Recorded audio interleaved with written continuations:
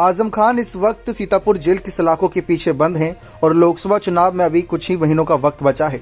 विधानसभा चुनाव के वक्त भी आजम खान जेल की सलाखों के पीछे थे। तब उन्होंने जेल की सलाखों के पीछे से चुनाव लड़ते हुए रामपुर की विधानसभा सीट अपने नाम करी थी, लेकिन जब उस सीट से इस्तीफा दिया और उपचुनाव की स्थिति आई तो भारतीय जनता पार्टी ने उस सीट पर 42,000 वोटों से जीतकर उस सीट पर फिर से दबदबा कायम करा। देखा जाए तो मायावती आजम खान के समर्थन में कभी कभार बोलती है और वह इस वजह से बोलती है क्योंकि साल 2019 के चुनाव में जब सपा बसपा का गठबंधन हुआ था तो रामपुर की सीट आजम खान ने जीती थी। सपा के प्रत्याशी और सपा के तमाम कार्यकर्ता ने समाजवादी पार्टी की जीत के लिए दिन रात मेहनत करी थी और बसपा के प्रत्याशियों ने भी वहां पर उनके लिए दुआएं मांगी थी कि वह जीतें और आजम खान जीते भी थे। जया प्रदा जो मजबूत कैंडिडेट थी उनको 1 लाख से ज़्यादा वोटों से हराया था आजम खान ने। लेकिन क्या हुआ, विधानसभा सीट से भी हाथ धोना पड़ा, लोकसभा सीट से भी उनका पत्ता साफ हुआ। अब इसी बात को लेकर देखा जाए तो आजम खान के मुद्दे को अखिलेश यादव ने हाल के दिनों में मुस्लिम को मुद्दा बना दिया, यानी कि उन्होंने कहा कि आजम खान को मुस्लिम होने की सजा मिली, जबकि मायावती ने आजम खान के जेल की सलाखों के पीछे जाने के बाद से ही कोई बड़ा बयान नहीं दिया उनके समर्थन में, न ही उनके खिलाफ।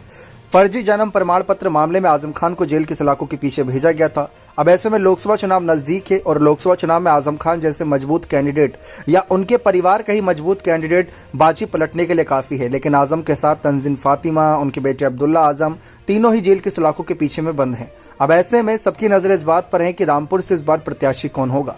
साल 2014 में देखा जाए जब सपा बसपा गठबंधन में नहीं थी तो अकबर हुसैन को उतारा था बहुजन समाज पार्टी ने, उनको सिर्फ 81,000 वोट ही मिले थे, लेकिन ये वोट सपा के जीत के काम आ गए थे साल 2019 में। अब ये देखना दिलचस्प रहेगा कि रामपुर सीट हो गई या अन्य सीट जहां पर पिछली बार सपा बसपा गठबंधन में थी और वहां पर उनके प्रत्याशियों को जीत मिली थी, इस बार मायावती का उन सीटों को लेकर क्या रुख रहेगा। और आजम खान पर अगर वह कुछ नहीं बोलती तो देखा जाए उस पर भी कई सवाल खड़े होंगे, क्योंकि ज्यादातर विश्लेषकों का यही कहना है और विपक्षी नेताओं का कहना है कि आजम खान को षड्यंत्र के तहत फंसाया गया। पहले तो उनके घर पर आयकर विभाग की छापेमारी, उसमें कुछ ना मिलना, फिर फर्जी जन्म प्रमाण पत्र मामला जो काफी साल पुराना है उसमें उनको फंसाना, तो वह सब फंसाने की बातें हैं। लेकिन मायावती ने आयकर विभाग की छापेमारी पर बात रखी थी, लेकिन जेल की सलाखों के पीछे गए तब वहां कोई बात नहीं कही। लेकिन समर्थन समय समय पर किया है। रामपुर की सीट को लेकर भी समर्थन जताया था, क्योंकि साल 2022 के अगर उपचुनाव की ही बात करें तो साल 2022 के उपचुनाव में बसपा ने अपना कोई कैंडिडेट नहीं उतारा था, लेकिन तब आजम खान इस सीट से नहीं उतरे थे, तब आसिम रजा को इस सीट से मौका दिया गया था। अब देखते हैं मायावती का आजम के समर्थन में अगला क्या फैसला रहेगा, क्योंकि मायावती मुस्लिम समर्थकों के लिए हमेशा खड़ी नजर आई है, दलितों के लिए, पिछड़ों के लिए।